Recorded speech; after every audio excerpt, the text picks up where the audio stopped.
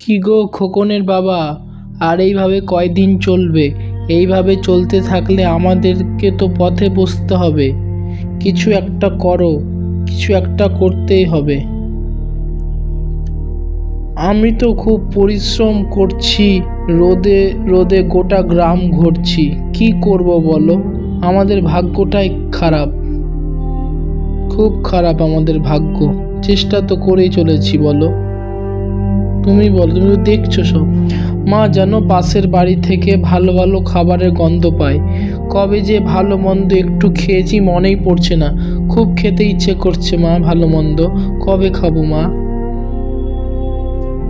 খাবি বাবা, খাবি, খুব তাড়াতাড়ি খাবি। কিছুদিন থাম, আমি তোকে ভালো মন্দ খাবার রেঁধে খাওয়াবো। চিন্তা করিস না, খুব তাড়াতাড়ি খাবো। কিছু একটা করো। শুনলা তো বাবুর কথা? বাবু কি বলছে? বাবুর কত কষ্ট হচ্ছে। কিছু একটা করো। আজকে তো খুব সকাল সকাল কাজে বেরোলাম, দেখি কোনো কাজ পাই কিনা। আজকে ভাগ্যে কিছু কাজ জোটে কিনা। গরমটাও খুব পড়েছে, বাপরে। এই গরমে আর শরীরটাও ভালো করছে না। শরীরটা শুধু ঝোঁক খাচ্ছে, আর ভালো লাগছে না। এই গরমটা যে কবে যাবে? এই গরমে কাজ করা। আজকেও কোনো কাজ পেলাম না, কিছু রোজগার হলো না। বাড়ি ঢুকতেও খুব খারাপ লাগছে। সত্যি এতটা ভাগ্য খারাপ আমাদের। খোকনের মা, আজকেও রোজগার কিছু হলো না। কিছু একটা ব্যবস্থা নিতে হবে। আমাদের জমিটাকে ভাবছি বেচে দিব, তাই দিয়ে কিছু ব্যবসা করব। তাহলে যদি কিছু একটা হয়, তাই করো।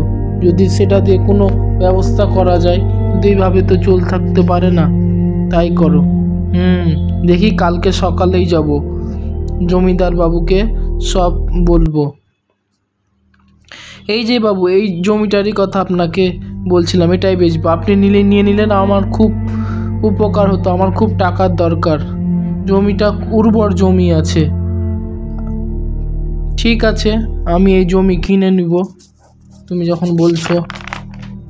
ভালো করলি রামু, জমিটা বিক্রি করে মুদিখানার দোকান খুলে আমাকে 5 কিলো আটা দে, 2 কিলো চাল দে। খুব ভালো হয়েছে তোর দোকানটা।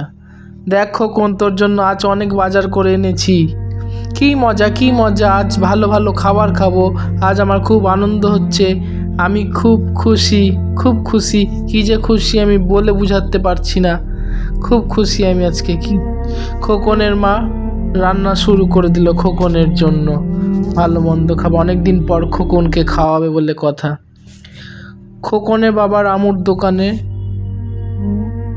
আস্তে আস্তে ভিড় বাড়তে লাগলো। পাশের গ্রাম থেকেও লোকজন এলো। দোকানটা খুব চালু হয়ে গেল। খোকন এবার 2 তলা বাড়ি কিনে নিল ওই টাকাতে, এবং ছেলেকে স্কুলে যাওয়া আসার জন্য একটা প্রাইভেট কারও ভাড়া করে দিল, ছেলে স্কুল যাওয়া আসা করার জন্য। খোকনের অবস্থার খুব উন্নতি হতে লাগলো। খোকনকে ডাক্তারি পড়াতে বাইরে পাঠিয়ে দিল রামু। খোকন টাটা করে চলে গেল ডাক্তারি পড়তে।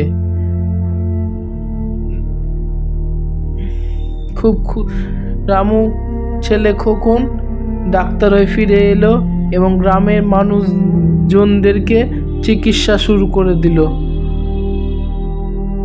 খোকনের খুব ইচ্ছা ছিল। রামু বলছে, আজকে গর্বে আমার বুক ভরে যাচ্ছে, আজ আমার ছেলে ডাক্তার। চলো খোকনের বাবা, কাল মন্দিরে গিয়ে পূজা দিয়ে আসি। সকাল সকাল যাব। খোকন বাবা মা সবাই মিলে মন্দিরে চললো পূজা দিতে। পুজো দিয়ে আসার সময় গ্রামের লোকজন খোকনদেরকে দেখে খুব খুশি।